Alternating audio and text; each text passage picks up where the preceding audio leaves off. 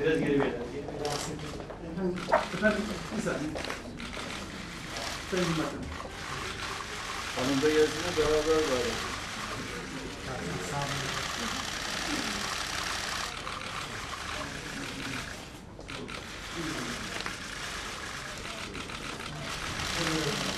Size doğru efendim, size doğru efendim.